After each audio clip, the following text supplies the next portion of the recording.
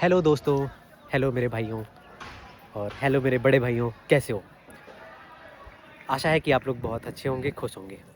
तो जैसा कि आपने थंबनेल में देखा कि धोखा हुआ, कैसे धोखा हुआ मैं आपको बताता हूँ। बात है पिछले दूसरे दिन की, 2 तारीख की बात है।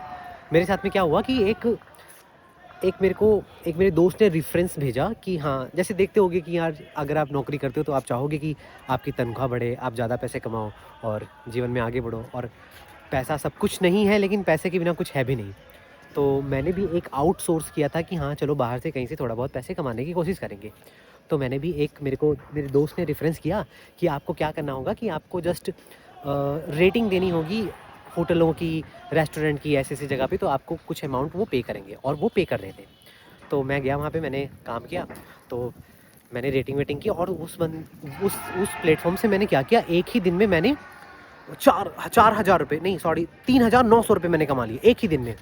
और अगले दिन क्या हुआ कि अगले दिन फिर से उन्होंने मेरे को ऐसे लिंक भेजा, फिर मेरे को बोला कि आप इसमें 700 का पे करो, फिर आपको 1300 रिटर्न होंगे। तो मैंने कर दिया और मेरे को 1300 रिटर्न भी हो गए। फिर मेरे को उन्होंने एक और लिंक भेजी, फिर उन्होंने बोला कि आपको ये मैरियोट होटल करके है, यहाँ पे जाओ और आपको ऐसे-ऐसे करना है। मेरे को डाउट हुआ, मैंने कहा यार पहली बात तो क्विक मनी कमाई जा सकती है, आई नो कि हाँ, पैसे कमाए जा सकते हैं, पैसे मार्केट में बहुत हैं, अर्न किए जा सकते हैं, बट तुम्हारे पास दिमाग होना चाहिए। लेकिन इतना भी नहीं होता, इतनी आसानी से लोग पैसे नहीं कमाते। मेरे दिमाग में क्लिक हुआ कि नहीं, कुछ समथिंग फिशिंग, कुछ तो गड़बड़ है। फिर मैंने क्या किया कि उस लिंक को कॉपी आउट करके फिर मैंने चैटजीपीटी को दिया और चैटजीपीटी ने बोला कि दिस इज़ अ स्कैम, ये आपको पहले कुछ पैसे देंगे और फिर बाद में एक आपसे बड़ा अमाउंट लेकर के आपके साथ में स्कैम कर देंगे। फिर मैंने कहा कि यार ऐसा हो सकता है। फिर मैंने उसके बारे में, मेरा एक दोस्त है जो बिहार में रहता है, उसके बारे में भी आपको बताएँगे, वो बहुत मतलब वो बूम कर रहा है लाइफ़ में। तो मैंने उसको बोला कि यार ऐसे साथ मेरे साथ में हुआ है, तो उसने मेरे को बोला कि अमित भाई, ये मैं उसके साथ में भी स्कैम हो रखा था। तो स्कैम उसके साथ में क्या हो गया, उन्होंने सर्टेन अमाउंट उसके अकाउंट में विथड्रॉ किए, मतलब डिपॉज़िट किए। फिर क्या हुआ कि उस उससे बोला कि ये इतनी बड़ी अमाउंट करो, फिर उसने उतनी बड़ी अमाउंट करने से मना कर दिया। तो क्या किया, उसका अकाउंट ही सीज़ करवा दिया, मतलब कंप्लेन करवा दी साइबर सेल में जाकर के। फिर वो दौड़ा-धूपा, साइबर पुलिस स्टेशन जाना पड़ा दिल्ली में और बहुत सारे उसको कॉम्प्लिकेशंस झेलने पड़े। तो मेरे साथ भी ये हुआ, पर मैं बच गया, मेरा इनिशियल स्टेज था। तो मैंने इन सब से तुरंत सेट असाइड किया अपने आप को। मैंने बोला कि नहीं, ऐसा-ऐसा नहीं है, मैं परेशान हूँ, मैं एग्ज़ाम देने जा रहा हूँ और ऐसा-ऐसा उस बंदे को बता कर के फिर मैं कैसे करके बाहर निकल पाया हूँ।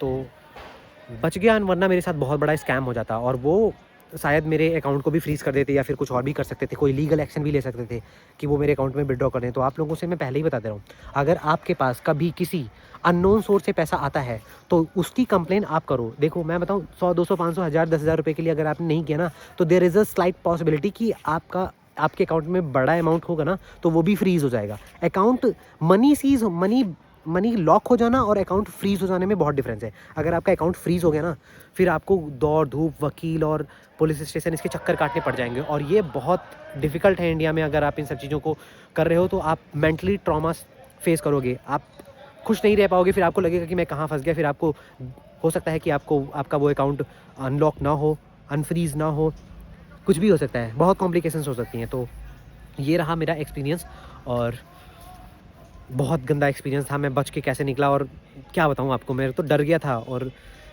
बहुत कुछ करना पड़ा उसके लिए मेरे को। तो बस ये धोखा, यही एक छोटा-सा धोखा। बाकी आप लोग जानते हैं कि मैं जाखल, हाँ, आपको मैंने बताया ही नहीं कि मैं कौन से स्टेशन पे पोस्टेड हूँ। मैं हूँ जाखल रेलवे स्टेशन। ये हरियाणा में पड़ता है, फ़तेहाबाद डिस्ट्रिक्ट में पड़ता है, जो कि पंजाब के बॉर्डर पे है।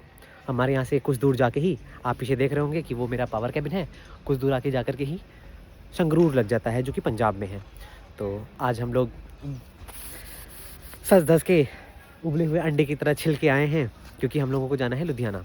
थोड़ा काम है, उस भाई के साथ जाना है, वो अभी फ़ोन पे बिज़ी है, तो मैंने सोचा कि क्यों ना आपको एक अच्छी सी वीडियो बना कर के ही भेज दी जाए।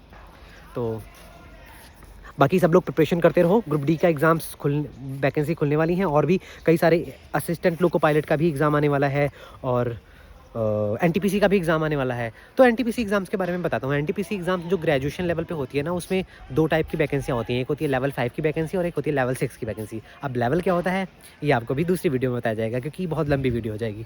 तो लेवल 6 की जो पोस्टें होती हैं, उसमें स्टेशन मास्टर आती है, सीनियर सीसीटीसी एस आती है, जो कि बहुत ल्यूक्रेटिव पोस्ट है।